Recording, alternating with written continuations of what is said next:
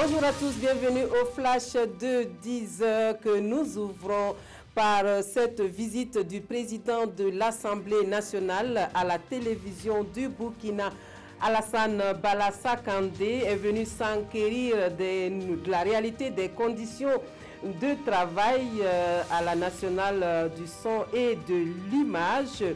Et Alassane Bala Kandé s'est ensuite entretenu avec les agents de la RTV Télé sur l'amélioration des conditions de travail à la chaîne, toujours au cœur des grands événements. Et puis, retour dans ce journal sur la nomination du Premier ministre qui a fait couler et qui fait toujours couler encre et salive au Burkina Faso.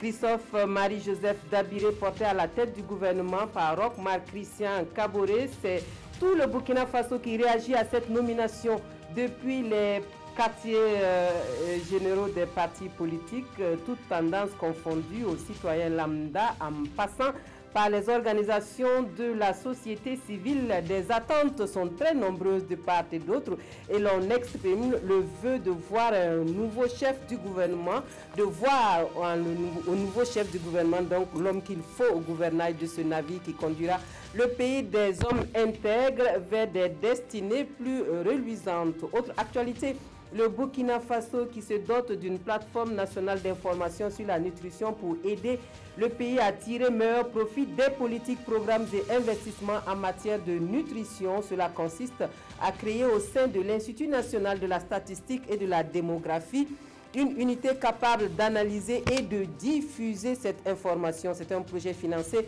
par l'Union européenne à hauteur de plus d'1 milliard de francs CFA pour une durée de 5 ans. Le lancement du projet à suivre dans notre édition de la mi-journée. Le programme d'appui à la gestion durable des ressources forestières lancé à Bobo-Dioulasso par le ministère en charge de l'environnement et ses partenaires vise à sauvegarder et à valoriser les ressources naturelles. Le projet prévu pour couvrir la période de 2018 à 2021 va coûter plus de 11 milliards de francs CFA. On vous parle davantage dans notre édition de la mi-journée, bien sûr. Et puis enfin, l'Organisation internationale pour les migrations qui accompagne les migrants burkinabés en Libye et en Algérie de retour au pays pour leur insertion socio-professionnelle. L'embouche bovine et l'élevage sont des activités génératrices de revenus proposées aux bénéficiaires dans la région du centre-sud, qui sont des bénéficiaires qui sont au nombre d'une trentaine. Plus de détails dans notre édition de la mi-journée. Fin de ce flash, merci de votre attention. Je vous retrouve à 13 h pour le point complet des actualités de la mi-journée. À tout à l'heure.